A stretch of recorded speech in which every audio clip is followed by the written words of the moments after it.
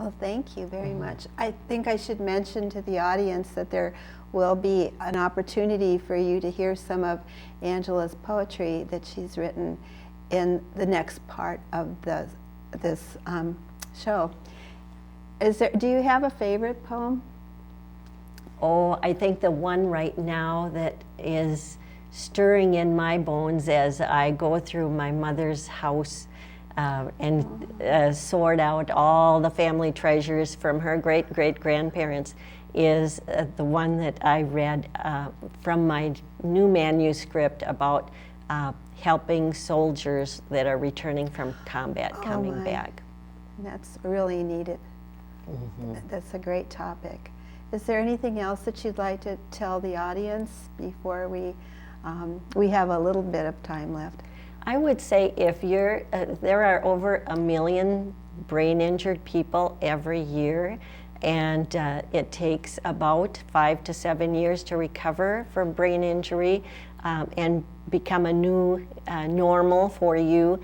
I would really counsel people not to give up. Those experiences that you've had in your life are there for a lifetime, and go ahead and draw upon them. And if you can't recreate what you had, create something new. What a great thought. Well, thank you very, very much for all of your good words and thoughts for all of us. You went beyond being a poet. You have done so many things, and I really appreciate the fact that you came. Well, thank you so much. It was just a gift for me.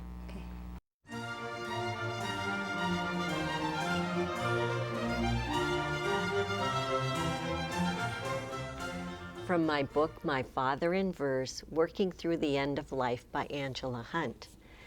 The poem's name is Easel. I paint a new picture of death because death is an art, not a science. It is a portrait of a new acquaintance you are also painting for me. It is still two-dimensional for you, and I do not yet know him well. Still, he is not a grotesque gargoyle hung on a museum wall, but a member of the family, so to speak, in a bedroom, eager to help. Okay. And next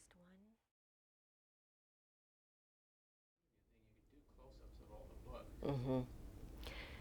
This is from my book, Am I Still Me? A group of words with fundamental questions for those struggling to recover themselves. A quiet earth. Breathy fog whispers to brainy convolutions of terra firma and verdant flora in the wettest place on earth. Fog flexes its fingers and softens stiff ridges, calms angry peaks, soothes jagged edges, covers me with the palm of its hand. We stare at each other face to face, the canyon and I, both mute in the mist of silence, grateful we do not demand words of each other. Beautiful. From my book, Way Out on a Limb. This one's called Aim High. We have one chance at this, he said, one chance alone, as he sized up the propeller, pulled on his leather hat, zipped his sheepskin, climbed the rungs, situated the chute behind him, gave himself some mental calculations and a good pep talk. Impossible. So impossible were the odds, it just had to work. He revved the engine, we looked each other in the eye, and I climbed my own ladder. On a wing and someone else's prayer, I swallowed my breath, jumped on the throttle, pulled back on the wheel, and she lurched forward. Aim high is all I heard from the heart in my throat. Aim high, aim high. So I did, and I'm here today to tell you it didn't hurt none to pray myself either. Someone waits in her own cockpit with a fuselage of amniotic fluid and impossible odds, just impossible, the doctors whisper, going into the emergency room. Yet with lusty determination, she utters a war cry fresh from the hangar, the first of many battles won. Best of all, though she has no parachute, she feels her daddy's arms around her and hears his seasoned voice whisper in fresh air, "We all have one chance at this, so aim high, aim high."